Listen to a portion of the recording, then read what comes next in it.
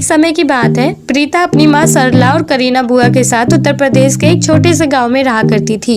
प्रीता ने कुछ समय पहले ही अपनी ग्रेजुएशन कंप्लीट की थी, जिसके बाद जल्द ही उसने एक प्राइवेट लिमिटेड कंपनी में एचआर के तौर पर काम करना शुरू कर दिया था, जिससे उसे काफी अच्छी खासी कमाई हो जाया करती थी।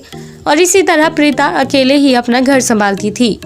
वहीं उसकी माँ और करीना बुआ अपने घर का ख्याल रखती थी। इसी तरह तीनों बेहद खुशहाल जीवन व्यतीत कर रहे थे। लेकिन करीना बुआ को डर था कि कहीं प्रीता किसी को अपना दिल न दे बैठे, क्योंकि उनके परिवार में लव मैरिज अलाउड नहीं थी। इसी वजह से करीना बुआ प्रीता पर तेज नजर रखती थी। प्रीता क्या कर रही है, कहाँ जाती है, किस टाइम ऑफिस से घर आती है, करीना बुआ ये सब जानती थी। तभी एक दिन करीना बुआ प्रीता को अपने ऑफिस में काम करने वाले करण नाम के लड़के के साथ देखती है। इसलिए कुछ समय बाद ही जब प्रीता घर आई, तभी करीना बुआ सरला के सामने प्रीता से कहती है कि तुम काम करने जाती हो या लड़कों के साथ घूमने। तुम्हारा झूठ अब और दिनों तक नहीं टिक सकता। मैंने आज ही तुम्हें तुम्हारे ऑफिस में काम करने वाले उस लड़के के साथ घूमते देखा है। क्या कर रही थी तुम उसके साथ? तभी प्रीता कहती है कि बुआ जी, मेरा विश्वास कीजिए, हम दोनों ने कोई गलत कदम नहीं उठाया है। हालांकि मैंने आपसे ये बात छुपाई थी कि हम काफ़ी दिनों से एक दूसरे को चाहते हैं, लेकिन मैंने सोचा था कि ये बात मैं वक्त आने पर ही आपको बताऊंगी।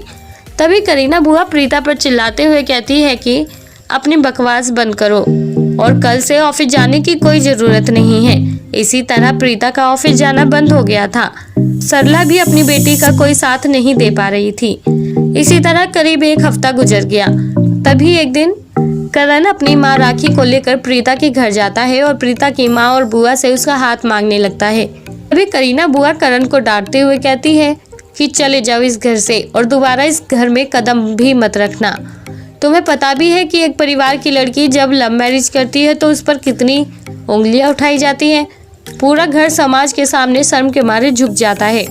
तभी करण कहता है कि माफ करना मुझे, पर क्या आप समाज के खातिर अपनी बेटी की खुशियों का गला घोट देंगी?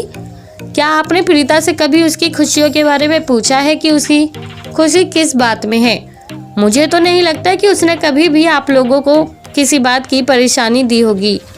पर बदले में उसने आप दोनों से क्या मांगा? सिर्फ एक खुशी कि आप मुझसे उसकी शादी कर दें। हालांकि प्रीता के लिए आपकी चिंता होना लाजमी सी बात है, पर मैं आपको विश्वास दिलाता हूं कि मैं उसे कभी दुखी नहीं होने दूंगा।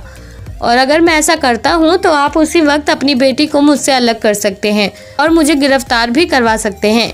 करण की यही बातें करीना बुआ की आंखें खोल देती हैं और इसी तरह अब प्रीता की माँ और करीना बुआ दोनों मिलकर प्रीता की शादी करण के साथ तय कर देते हैं और खुशी खुशी करण से अपनी बेटी की शादी करवाने की तैयारियां शुरू कर देते हैं।